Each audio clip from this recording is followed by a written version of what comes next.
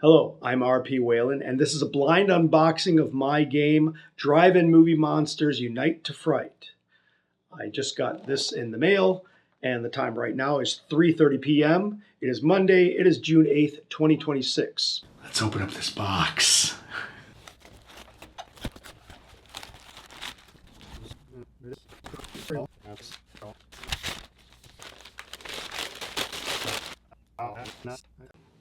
Now this game is actually an updated version of a game that I made way back in 2001 or 2002 when I was hosting midnight movies at the Heights Theater in Columbia Heights, Minnesota for Atomic Midnights. And the game that I made, I have right here. Here it is. And it's called Rock and Roll Race Capture All Monsters. And it's like Monopoly. You roll the dice, you start here, you go around, you capture monsters, you put tokens down to show what monsters are yours. And the objective is to get all the monsters around the board. And made a little rule booklet you could open up in the artwork. It's the same theme, similar theme right here. Similar theme of that, but this is a little different. A little bit different, but the same theme. And this was uploaded to a site where you could print the game out. You could print out the rules. And so I did that. I printed out the rules. And you could print out the little cards. And you would print them out, instead of a board, you'd print out the cards.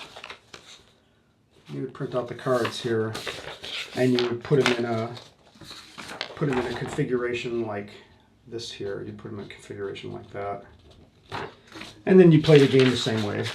But I had all the, so that's just some background. Melting Man right here. He makes a comeback in this game, as does the Giant Spider makes a comeback, and a few others. Like the Vampire Hookers. Vampire Hookers make a comeback. The Octoman, I changed his name. The Wasp Woman makes a comeback. For you criminally insane fans out there, Crazy Ethel makes a comeback in the game, as well as the crawling thing from Planet 13. Alligator Man makes a comeback. Even the evil robot, he makes a comeback. Some of the names have been changed to protect the innocent. But yeah, so I'm not a game person, but I made this. So obviously I'm somewhat of a game person. I'm more of a filmmaker guy. So let's open this up and talk about it. Again, this is a blind opening here. So far working with GameCrafter has been great. I haven't had any real issues at all with them.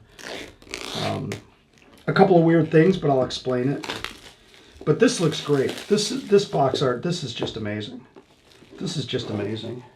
It really is. Absolutely incredible. Absolutely just crazy happy with that, how that looks. Let's open that up and see what we got here. Ooh, wow. Now, pay attention, all you people who want to work with the GameCrafter people, that this is how the game comes packaged, and it's most possible that this is how it's going to be packaged for customers as well. And so the playing cards are poker size playing cards, and they come 18 by a sheet. A sheet has 18 cards. And what I did was, it takes 66 cards to play one game of this, but I tripled that. So there's 198 cards in this game. And these were on sheets, they're punched out, and then a factory worker puts a card in there, says, this is what it is. There you go. You can read that. There's the order number, information, and then they put them in there. So a person punched these cards out and placed them in here, or people.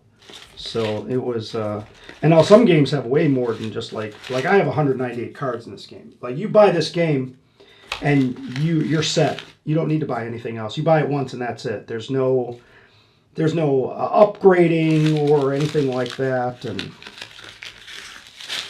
or subscription fee. There's no subscription fee. Here's the playing pawns, of which there's supposed to be 4, but I think when I was uploading I accidentally hit 2, and then I made a mistake of the orange, so that's fine. And then an interesting thing is this dice is very, very small. This dice is very, very small, and that is an 8mm dice. I just wanted a regular size dice, and all the dice are kind of put into sections on their catalog, online catalog, and I couldn't find the regular size dice until I had already uploaded this, and then days later I was looking at the dice going, God, that's going to be a pretty small die. It is very small. And sure enough, I found dice that are bigger, and this is a lot smaller than I thought it would be, so I may even make the 16mm. I may kick that up and make that even bigger if that's the case. So, and now let's get to the big showpiece. This is going to be a 16 by 16 inch board. I set these aside. Man. And this is a medium stout box. Oh, here's the gameplay book. It's a 20-page book. They count every side of a page as one. So it's 1, 2, 3, 4, 5, and then the last page is 20. So there you go. You can learn how to play a game. This turned out really nice. This turned out really, really, really nice. This is beautiful. This is beautiful. This is exactly how it would look. It looked on my computer, pretty much. So it looks great. And this has all the gameplay rules. It's got rules for special cards. It's got lore on the citizens of Monsterville and all that stuff. So that's great. And this is beautiful. This is just, I'm turning it to look at myself here. Look at it myself, but there you go. And that's the movie marathon that's playing at the drive-in. It's the Bloody Beast marathon called Bloodorama. Bloodorama, which is taken from Ghoulorama. All right. So yeah, this is a fold-out 16-inch board. So it folds out. Wow, look at that. So there you go. It folds out like this, 16 by 16. That looks amazing. That looks absolutely amazing. Wow. And I wanted a big board because I started looking at like the Clue board, and that's 20, I think over by 20 by 20. It's like 23 by 23, and they had a 20 by 20 board, but then I saw 16. I was like, oh, I think that 16 by 16 will look really nice. And see how they do this? They fold it out, and you unfold it like that, and it works out great. Yeah, it works fine. It works fine, and it looks amazing. This is just, I could just stare at this because it's not on a computer screen anymore. And here's the drive-in where everything takes place.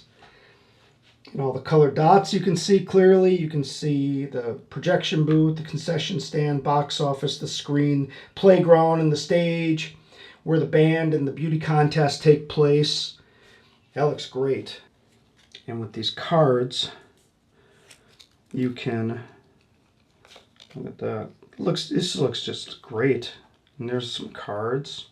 Got monster cards, concession cards. Look at that. All monsters. Yeah, that guy looks familiar, huh?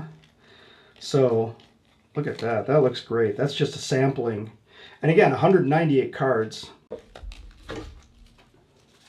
So here's the deck. 198 cards. If you play the tournament style, you stack the entire deck on there. But again, a normal game plays 66 cards, which matches up with 66 speaker poles. And put the cards here. Let's see how these look with the playing pieces. Put the playing pieces down. Color coordinated, that's awfully nice. Yeah, and then you got your sections here. You go to your sections. This board works really well. I was a little concerned about the creases, but I did my best to try to make sure that things didn't necessarily fall. But yeah, you roll the dice, you do that. You roll the dice and you do that. You roll the dice and you move to each speaker pole. Move to each speaker pole there, and then say you roll 3. 1, 2, 3. You draw 3 cards. Got a game card. You got a game card, and you got another game card. These are all like, I put these all in sections, so these are all blue, but they're different colors. There's different colors of monster cards, but clearly they printed them out the way I uploaded them.